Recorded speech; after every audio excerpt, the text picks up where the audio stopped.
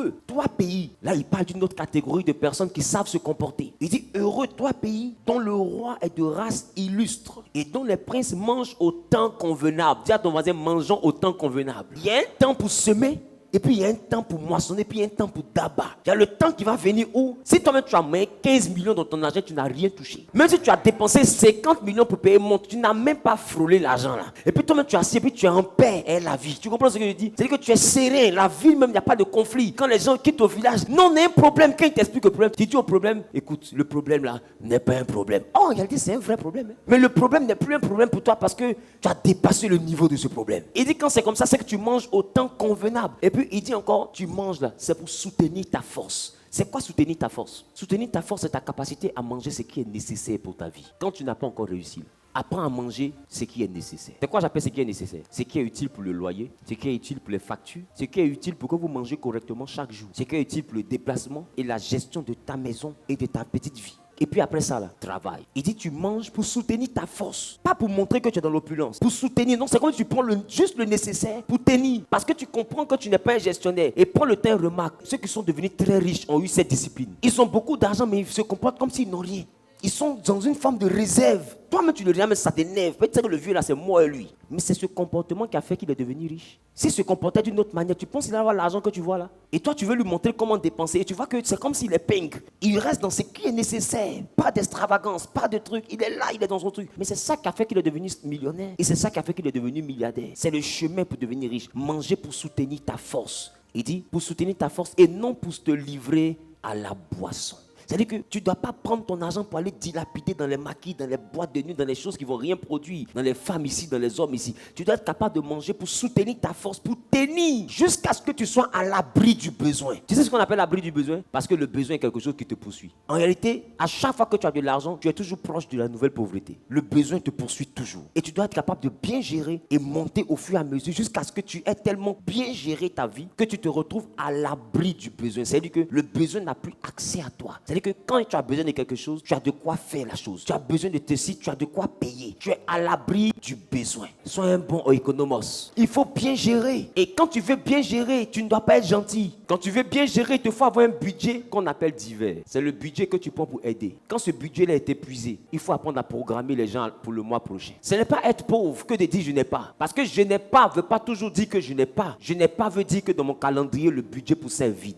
Il y a des gens qui sont milliardaires, mais tu viens le voir pour lui demander un service, il te met le mois prochain ou bien le mois prochain. Il dit je vais te programmer. Pourquoi il te programme? Parce que si tu n'as pas de programme de dépenses, c'est que tu n'as pas prévu réussir. Oh, économos. Même si tu as beaucoup d'argent et qu'on te demande ne serait-ce que 100 000, il faut programmer. Si c'est hors de ton budget que tu as appelé enveloppe d'entraide, ou bien enveloppe de solidarité, ou bien enveloppe de charité, si cette enveloppe-là est vide, là, il faut les programmer pour la prochaine enveloppe. Mais n'ouvre pas une enveloppe pour lui faire plaisir. Voilà comment de fois ton oncle te met au mois prochain. Sinon tu penses que tout l'argent il a. Il peut te donner l'argent même à la seconde. Mais pourquoi il te programme? Et c'est cette programmation qui a fait de lui le riche de ta famille. Écoute-moi, tu vas beau aider le monde entier. Tu sortiras des gens de la pauvreté jusqu'à ce que tu sois le futur pauvre. Et quand tu deviendras le futur pauvre, parce que tu les as tous aidés avec ce que tu avais, c'est les mêmes qui vont s'asseoir au carrefour et tu dis lui là, il n'y a pas plus bête que lui. Il a eu beaucoup d'argent, il n'a pas su gérer. Oh, ton je n'ai pas su gérer là, c'était pour les aider. Aide les gens mais ne tombe pas. C'est celui qui est en haut qui peut aider. Donc ne fais jamais des aides qui peuvent te tuer. Ça s'appelle la gentillesse. La bonté c'est aider et se maintenir. Pas aider et s'enfoncer. La gentillesse c'est aider et s'enfoncer. La bonté c'est aider et se maintenir. Donc si quelque chose peut me faire tomber là, je ne fais pas. Je ne peux pas t'aider et puis je ne vais pas payer mon loyer. Je t'aide dans ce qui m'appartient. Si j'ai 1 million par mois, que mon loyer fait 400 000, je n'ai pas 1 million, j'ai 600 000 par mois. Parce que 400 000 c'est déjà mort, ça appartient à mon loyer. Ma nourriture fait 200 000, je n'ai pas 600 000, alors j'ai 400 000. Payer nourriture plus loyer, c'est fait 600 000. Mon transport fait 150 000, donc je n'ai pas 1 million. Alors qu'est-ce que j'ai maintenant? J'ai peut-être 250 000, peut-être ce qui reste. Dans les 250 000 là, mes factures, tout ça, ça fait 100 000, donc je n'ai pas 150 000, j'ai 100 000. Donc ça veut dire que chaque fin du mois, je n'ai pas 1 million par mois, j'ai 100 000 par mois. Donc c'est normal que je touche 1 million et puis dans cotisation, je donne 30 000. On dit, mais toi tu touches 1 million, non? Mon ami, je touche 1 million, mais à la fin du mois, il me reste que 100 000. Donc c'est 100 000, j'ai pas 1 million. Parce que si tu veux faire cotisation d'1 million, pendant qu'après tes dépenses, il te reste 100 000, tu vas paraître au lieu d'être. Tu vas finir par être quelqu'un qui a 1 million, en réalité qui a 100 000 dans sa main, mais qui se met dans des dépenses et tu seras endetté. Pourquoi? Parce que tu veux vivre à la hauteur de 100 000.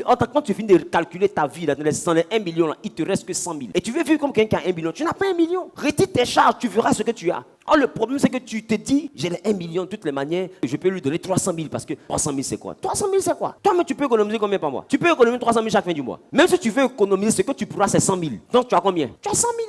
Tu n'as pas 300 000. Ne donne pas ce que tu n'as pas. Tu es un mauvais gestionnaire. Tu n'es pas bon, tu es gentil. Tu te tues en faisant plaisir à quelqu'un qui serait ingrat demain. Oh, économos, donne-moi un amen bien.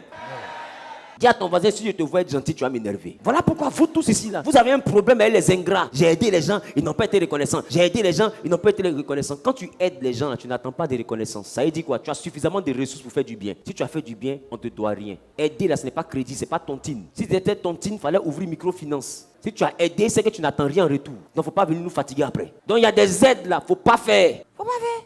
Sinon, tu seras un mauvais gestionnaire. La Bible dit, quand tu marches, il faut manger au temps convenable. Il faut manger ce qui est nécessaire pour soutenir ta force. Ça veut dire quoi? Ce qui est nécessaire pour te rebooster. À des moments de la vie, dans ce que Dieu te donne, là, pour soutenir ta force, des fois, il ne faut pas manger. Des fois, ce qui va soutenir ta force, c'est un bien que tu vas te faire. Des fois, tu dois te dire, aujourd'hui, là, c'est vrai, j'ai beaucoup travaillé pendant 6 mois. Mais je sens que si j'ai ce sac-là, ça peut me faire plaisir quand même. Si tu dépenses, ce n'est pas pour gaspiller. En réalité, c'est pour te recharger émotionnellement. En réalité, tu es en train de faire une dépense pour soutenir ta force. Il y a des moments où tu es tellement abattu qu'il te faut aller dans un endroit, te détendre, voir autre chose, changer d'air. Si tu te mets à faire ça, c'est pour soutenir ta force. Ce n'est pas parce que tu as envie d'être un bourgeois. Les gens ne comprendront pas, mais en réalité, tu as besoin de se retirer. C'est comme une retraite spirituelle pour toi-même. Comme quelque chose, tu as besoin de te retirer pour te reconstruire. Tu as besoin de te retirer pour méditer sur ta parole, pour suivre ta vie, sur tes projets, sur tes investissements. Tu dois aller refaire le point. Qui commence sur te le dire? Tu dois aller te guérir, tu dois aller t'apaiser. Tu as besoin de ça pour te reconstruire. Donc c'est pour soutenir ta force, c'est pas pour aller te distraire. C'est pas pour aller te distraire. Il dit qu'il faut savoir faire des choses pour soutenir ta force. Et moi, à des moments de ma vie, quand je suis beaucoup dans des trucs qui m'attristent, des fois j'enlève dans ce que Dieu m'a donné un peu. Et j'achète un objet qui peut me faire du bien. Quand je vais le voir simplement, ça me redonne la force. Ça n'est pas dit que je suis en train de gaspiller. Hein. Je me recharge émotionnellement. Parce que la joie redonne la force. Tu t'en vas, tu t'achètes une chemise, tu t'achètes un nouveau costume, puis tu te sapes bien dedans, tu te mets bien, tu te parfumes un peu. Et ça te fait plaisir, ça te redonne du punch. Et après, tu recommences à travailler. Vous devez apprendre, parce que des fois, la vie, là, en fait, c'est un combat où on prend des coups, on prend des gauches, des droites, des uppercuts et tout ce qui va avec. À un moment donné, tu as besoin de replier pour un temps mort. Et c'est là que tu vas prendre quelque chose pour soutenir ta force. Dans la boxe, quand il y a un temps mort, on s'assoit quelque part, on te donne un peu d'eau, on te rafraîchit. C'est ça. C'est-à-dire que tu t'es beaucoup battu pour réussir et tu t'assois un peu pour te reposer. C'est ça qu'on appelle le repos. La période que je prends pour soutenir ma force. Mais en réalité, ce repos-là, c'est parce que je me prépare à repartir travailler. C'est pas la distraction. Mais on voit des chômeurs chronique. Ton lieu de travail, c'est ton lit. Ton bureau, c'est ton canapé. Ton outil de travail, c'est ton portable et Snap. Tu ne fais rien, tu n'as rien. Et c'est toi qui tentes t'asseoir à Sini. J'ai envie de sortir un peu. J'ai envie de changer un peu d'air. Toi, tu as fait quoi? Nouveau air que tu respires. Tu as fait quoi ça? C'est pour soutenir quoi? Parce que toi-même, ta vie ne produit rien avant. Donc, où tu t'en vas, c'est pour soutenir quoi? Tu as besoin de quoi? Non, je suis trop fatigué, je suis tendu. Tu es tendu de misère. Faut pas prendre une petite tu as là pour aller investir. Hein. Faut aller t'asseoir à Sini pour dormir dans suite. En fait, c'est de la folie. C'est de la folie. Même les milliardaires que vous voyez en train de travailler beaucoup, ils prennent combien de temps? Allez en Europe. Les gens travaillent comme des malades. Mais pendant qu'ils travaillent, ils économisent pour ce qu'on appelle les vacances. Pourquoi? Parce que pendant les vacances, il va se recharger émotionnellement. Donc, il est prêt à mettre 15 000 euros, 20 000 euros pour ses vacances. Parce qu'il a besoin de ça. Se reposer, là, ce n'est pas dormir. Se reposer, c'est faire quelque chose qui va te réjouir, te redonner de la force. Est-ce qu'il y a des bons économes ici? À partir d'aujourd'hui, laisse la gentillesse là. Même Dieu qui est Dieu, qui voit toute la misère du monde, il n'exauce pas tout le monde. Non, ce n'est pas toi qui vas faire disparaître la misère de ta famille. Tu ne peux pas. Et d'ailleurs, non seulement tu ne peux pas, mais tu ne dois pas. Parce que tu n'es pas plus bon que Dieu. Je reprends. Tu ne peux pas faire disparaître toute la misère et tu ne dois pas faire disparaître toute la misère. Tu dois faire simplement ce que tu peux faire. Parce que même Dieu, là, tout le monde prie. Ici, là, qui sont ceux qui ne travaillent pas? Parmi vous, qui sont ceux qui ont demandé de travailler à Dieu? Maintenant, parmi vous, combien travaillent? Ceux qui ne travaillent pas, levez-vous, s'il vous plaît. Maintenant, parmi vous, qui a demandé de travailler à Dieu? Parmi vous, combien a eu travail? Combien n'ont pas eu? Et qui a demandé? Jésus est mort pour qui parmi vous? Il est mort pour vous, non? Et vous lui demandez travail, non? Ça fait combien de temps vous demandez travail? En fait, pour chacun, les durées sont variées. Maintenant, ma question, depuis tout ce temps, est-ce que vous avez un travail? C'est-à-dire que même Dieu qui est Dieu, là, on lui demande, hein, on est ses enfants, et puis il fait comme s'il n'entend pas. Il y a des gens qui doivent te demander, tu peux les aider, mais il faut faire comme si tu n'entends pas. C'est la nature de Dieu aussi. Parce qu'il ne peut pas faire tout pour tout le monde en même temps. C'est pas possible. Donc il y en a qui sont assis dans leur coin là-bas. Dieu même, vraiment, il y a l'impression qu'il m'a oublié. Il ne te répond pas. Hein. S'il te répond, il sera obligé de te donner. Donc il est silencieux. Tu te plains toi seul, après tu te tais toi seul, après tu te fâches toi seul, après tu quittes l'église toi seul, après toi tu te dis, sans Dieu ma vie n'est rien. Et qui va te parler? Qui va te parler? De fois même qu'il veut te montrer même que, de toute façon tu as quitté l'église là, c'est toi qui as besoin de lui. Il dit rien. Tu quittes l'église et puis il appelle une tante au village. Et puis il dit, Moblou, elle dit oui le boss. Moblou dit oui le boss. Et t'es lesquels là? Elle dit non, ils sont là-bas. Tu as protégé la fille, il ne peut plus la poursuivre. Il dit laisse, ça fait protection là. Porte tes lesquels, ma petite. Porte la culotte là. Elle dit quelle culotte? Il dit culotte quand tu portes tes petits fils là.